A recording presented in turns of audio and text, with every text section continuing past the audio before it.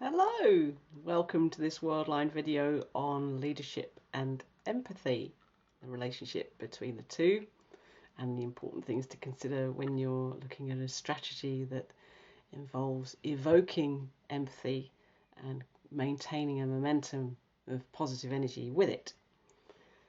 So I'm going to look at some of the key elements then to leadership in the personal sense as it applies to you and me and anyone else who's involved in leading people towards an outcome and helping them on the trajectory of the journey. Very first thing that's really important is trust. You've got to have trust in a team and within a company's matrix. Because if you don't have trust, then there are breakdowns in communication and silos. People get very defensive. And in doing that, they get demoralized and they become hopeless on a kind of a Groundhog Day hamster wheel of the same thing happening all the time and no input into the way that the companies run and the systems that it adopts and the protocols. And that feels like a dead-end kind of relationship for a person to have with a company. So if you're going to build trust, then you have to involve people in the process of elevating and accelerating excellence, because otherwise they're just not going to take any notice and have any interest in what it is that you're presenting and proposing that they do.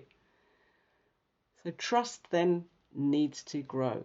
It needs to grow from a solid foundation, and you need to then be able to build on that foundation with momentum progressively so that trust keeps on building, keeps having the opportunities to demonstrate itself in a positive, practical context. Then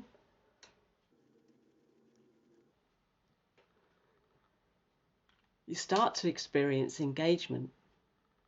Engagement is very important for a healthy company because engagement means that everybody's working together on the same kind of mission line. The trajectory is the one that they understand and that they feel part of. And they feel part of it because they're now involved in the process of what's happening and being able to contribute to it in innovative and exciting ways. And they get rewarded because that trust element starts to creep in providing things for employees and their families to directly benefit from. And a lot of the things that directly benefit the company also directly benefit their employee at home, and vice versa.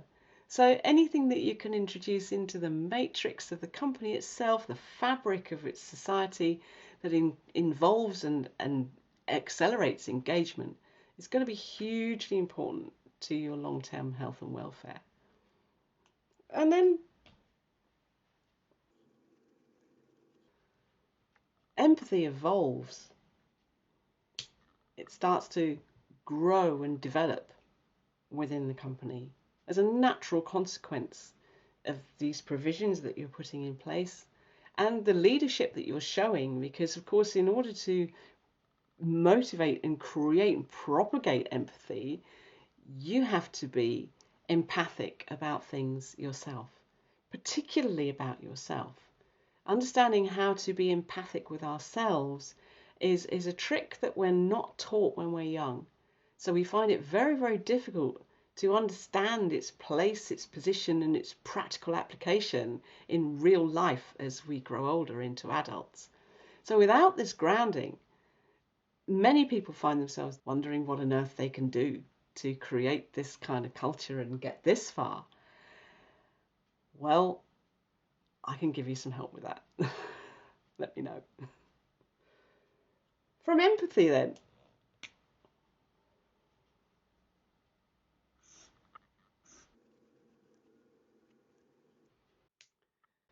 comes transparency.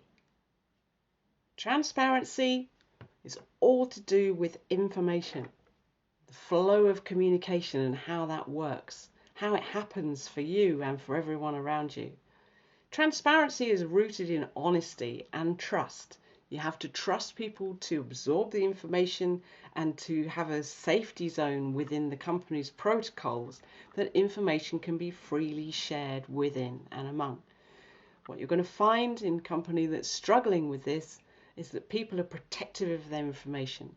They hold it to themselves because they believe erroneously, but they believe nevertheless that they will gain some power, because power is knowledge, and therefore obviously it makes sense that the more information they have that other people don't have, that the more powerful they become. That's the antithesis of empathic leadership, and it doesn't work. It doesn't promote anything, it doesn't benefit the company, and it doesn't benefit the individual. So getting to the point of transparency where these people are starting to understand beneficial, productive, positive self-management is a natural consequence of all these things coming into play and enabling the communication system, the information flow, and therefore the whole morale of the company to start lifting its energy levels.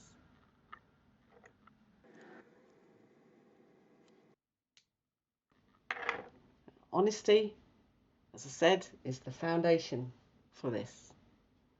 So you get back into a loop system, because once you start imparting honesty into the best practice standard protocol of how the company operates, how it deals with itself, how people behave towards each other, the treatment that people have of each other, that whole area starts to become a completely different playing field when you've got all these things coming together and you have foundation for people to base their working lives on. It's a completely different culture, and you're now getting into the realms of excellence, because this is how cultures advance, accelerate their position ahead of the exponential curve.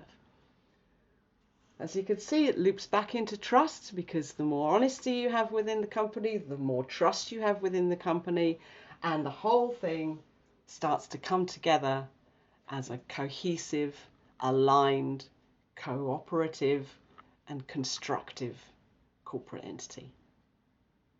So I hope you've enjoyed this, and I'll go into some more depth with Dr. Crow at a later date. So in the meantime, have fun, take care, enjoy yourselves, and see you later. Cheerio, bye.